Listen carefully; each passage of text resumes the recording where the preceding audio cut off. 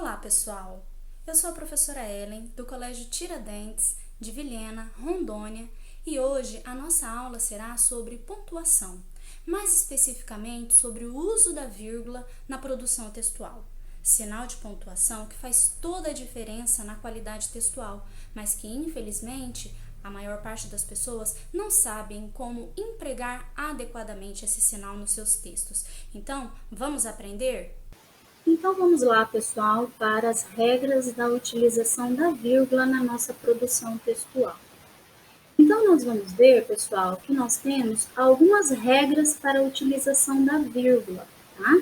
E a primeira regra para a utilização da vírgula diz que na ordem direta da frase não se usa vírgula. Observe que nós temos aproximadamente umas 9 regras para a utilização da vírgula. Vamos ver cada uma delas. A primeira regra, então, diz que na ordem direta da frase não se usa vírgula. Então, isso significa, pessoal, que na ordem direta da frase é quando a nossa frase aparece com sujeito, o verbo, depois os complementos do verbo, que são objeto direto, objeto indireto e os advérbios, que expressam as circunstâncias de tempo, modo, lugar e intensidade. Então, aqui eu tenho um exemplo de uma frase na ordem direta. Paulo doou sopa para os mendigos durante a madrugada. Observem que Paulo é o sujeito da frase, está no início. Então, está certo. Doou é o verbo da frase, está depois do sujeito. Também está na ordem direta. Paulo doou o quê? Sopa. Então, objeto direto. Para quem? Para os mendigos, o objeto indireto da frase. E quando que Paulo doou? Durante a madrugada. Então, nós temos um advérbio de tempo. Observe, então, que a frase está na ordem direta. Sujeito, verbo e os complementos verbais, certo? Olha o outro exemplo. Os formandos dançaram muito na festa. Quem dançou? Os formandos. Eles dançaram, a ação cometida, o verbo. Quanto eles dançaram? Muito, advérbio de intensidade. Onde eles dançaram? Na festa, advérbio de lugar. Então, observem que esses são exemplos de frases na ordem direta, portanto, se estão na ordem direta, não precisam da utilização da vírgula. Agora, nós vamos conhecer os casos em que nós deveremos utilizar a vírgula. Olha lá. A primeira regra, então, diz assim: usa-se vírgula com advérbios ou termos deslocados de lugar. Olha o exemplo. A ordem direta da frase é Paulo doou sopa para os mendigos durante a madrugada. Se nós tiramos essa frase da ordem direta, então ela vai precisar apresentar vírgula.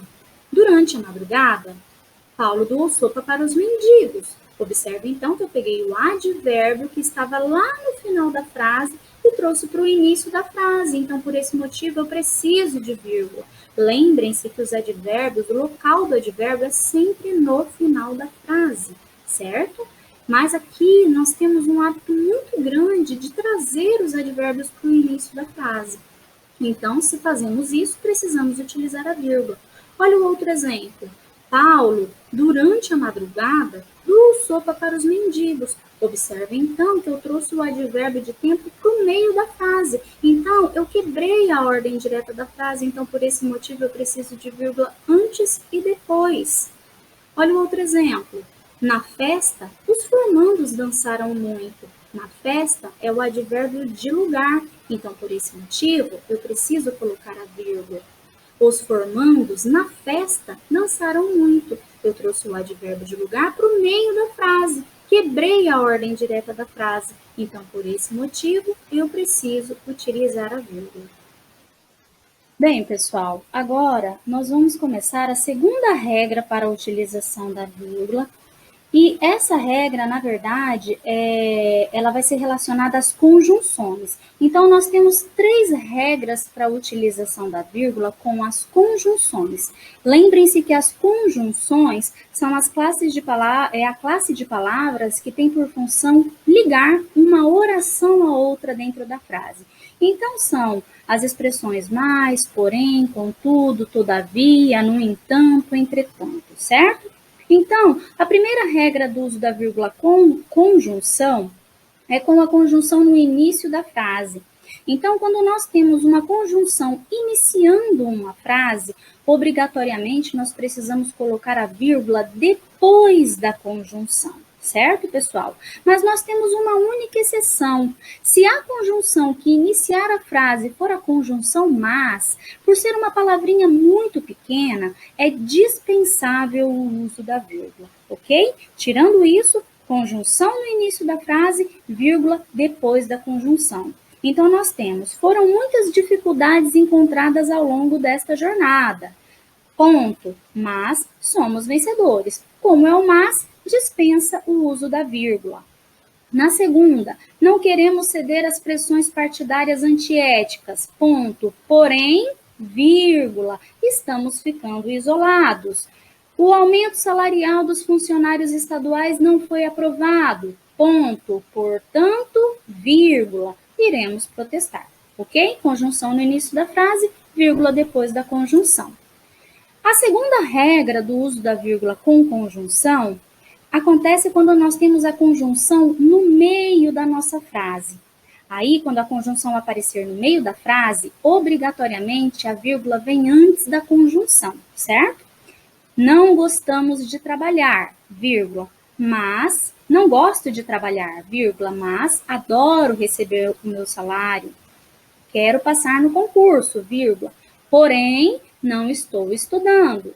Quero passar no concurso, vírgula, portanto irei estudar, certo? Conjunção no meio da frase, vírgula, antes da conjunção.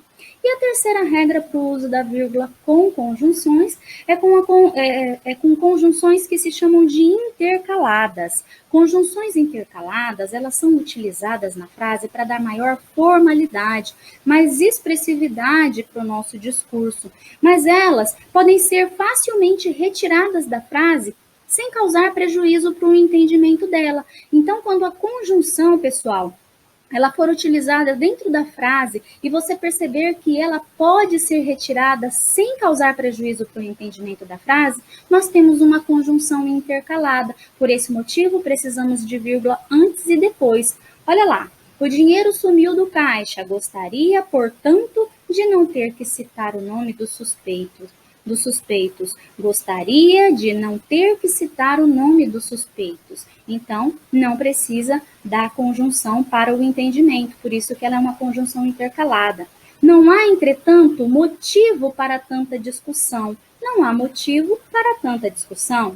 É preciso, pois, muita cautela para tratar deste assunto. É preciso muita cautela para tratar deste assunto.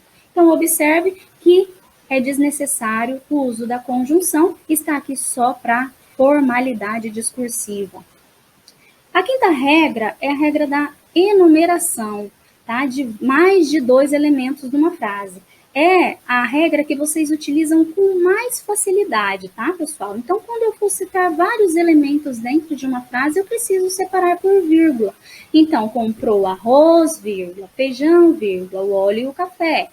Ódio, vírgula, inveja, vírgula, rancor, vírgula, o egoísmo e o orgulho envenenam as pessoas.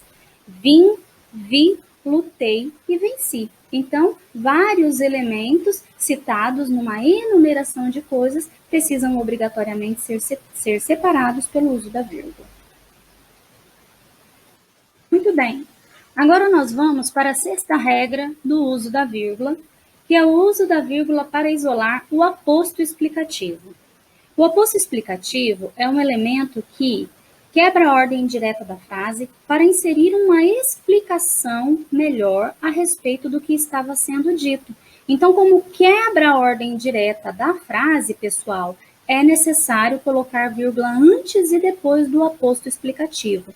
Então, eu tenho João Fernandes, síndico do prédio, é exigente. Observe, então, que a ordem direta da frase é João Fernandes é exigente. Síndico do prédio quebrou a ordem da frase para inserir uma explicação a respeito do João Fernandes. Olha outro exemplo. Brasília, capital do Brasil, é uma cidade violenta.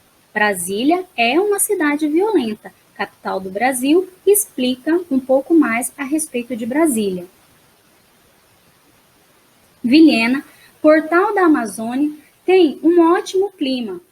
Observem então que Portal da Amazônia fornece uma informação melhor a respeito de Vilhena. A sétima regra para o uso da vírgula é o vocativo. O vocativo é o elemento que é chamado para a conversa, é quem a gente chama para a conversa, não é o sujeito da frase, mas é quem o sujeito chama para a conversa. Então, o vocativo, ele pode aparecer no início, no meio ou no fim da frase. E aí, dependendo do lugar em que ele apareça, ele precisa de vírgula em locais adequados. Então, olha lá.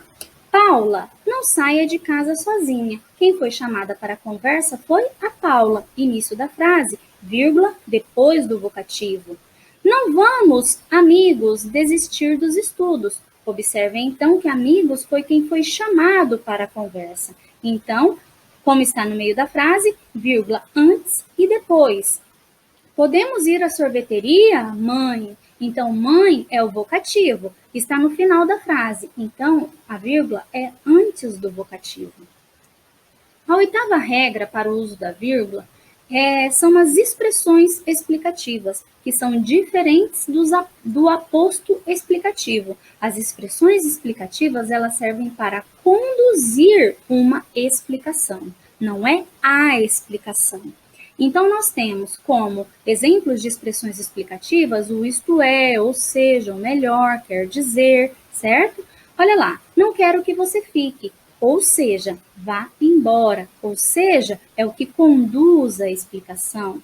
Farei um bolo, ou melhor, torta de chocolate. Então, entre vírgulas. Não foi à aula, isto é, perdeu a prova. Então, como expressões explicativas, vírgula antes e depois.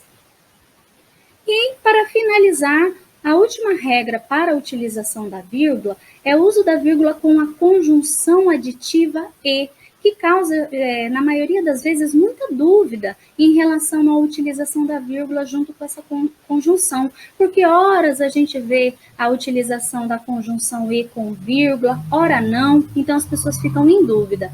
A regra é muito simples.